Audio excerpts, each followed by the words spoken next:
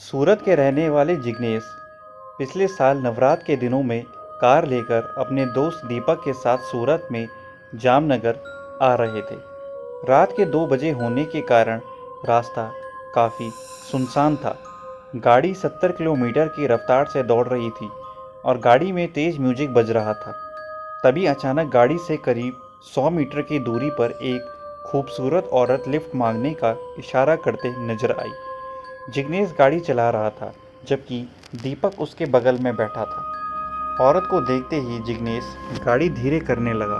इस पर दीपक ने उसे टोका कि आजकल हाईवे पर इस तरह से गाड़ी रुकाकर लूटपाट की जा रही है, इसलिए तुम गाड़ी मत रोकना। पर जिग्नेश नहीं माना। उसने औरत के बगल में जाकर गाड़ी रोक दी। कहा, जाना है आपको? जिग्नेश ने पूछा। जामनगर, औरत का जवाब आया। जिग्नेश ने पीछे वाली सीट पर उसे बैठा लिया। कुछ देर तक तो सब कुछ सामान्य रहा, पर अचानक ही पीछे से उस औरत के हंसने की आवाज़ आने लगी। दीपक ने मुड़कर देखा तो उसके होश उड़ गए। उसकी चीख निकल पड़ी। वो औरत दरअसल एक चुड़ैल थी। उसने अपने लंबे लंबे बाल आगे की तरफ झुका रखे थे, जिनके बीच से उसकी चमकती हुई डरावनी आंखें दिखाई दे रही थीं। उसके नाखून चाकू की तरह लंबे थे और शरीर पर भी मर्दों की तरह बाल थे।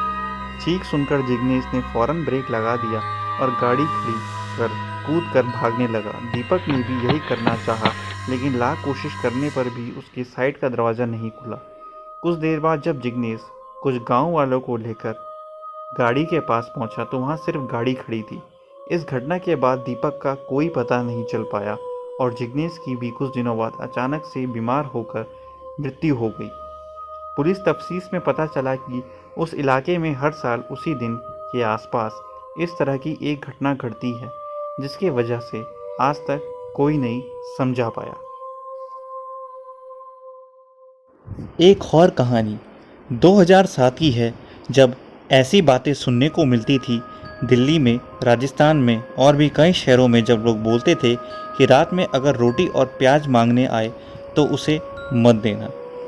सबसे अलग था उसका सलूशन और वो ढूंढा गया 1990 के दशक से। 1990 में भी चुड़ैल होती थी और कुछ ऐसा ही घटित हुआ था।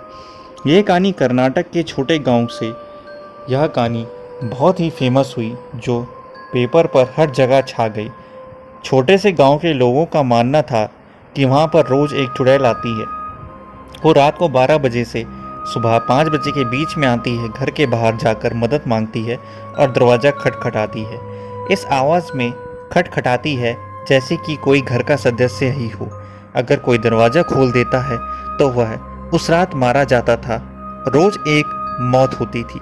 इसी कारण से सबसे बड़ा प्रश्न बन गया था कि चुड़ैल का अस्तित्व ही आखिर कौन है चुड़ैल, और ये हमारे ही गांव पर हमला क्यों कर रही है।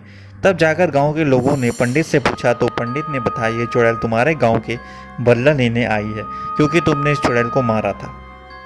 तब गांव वालों ने सोचा तो उन्हें याद आया कि हाँ, उन्होंने एक औरत को कुछ महीने पहले मार दिया था, क्योंकि वह बच्चों की बलि चढ़ाती थी। वह काला जादू करती थी और उसी कारण उस औरत को मारना पड़ा।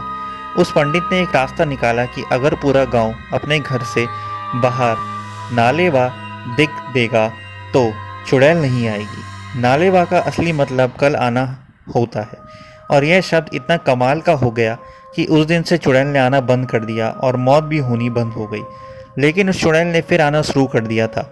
जब नालेबा किसी कारण से मिट गया था तो फिर चुड़ैल का सिलसिला शुरू हो गया। तब उस गांव के लोगों ने मेहंदी के हाथ का निशान अपने घर के बाहर लगाना शुरू कर दिया।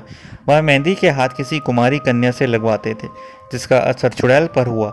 मेहंदी के हाथ का असर उसका आना बंद हो गया, और ऐसा कहते हैं कि वह चुड़ैल उस मेहंदी के हाथ से वह चुड़ैल मर गई।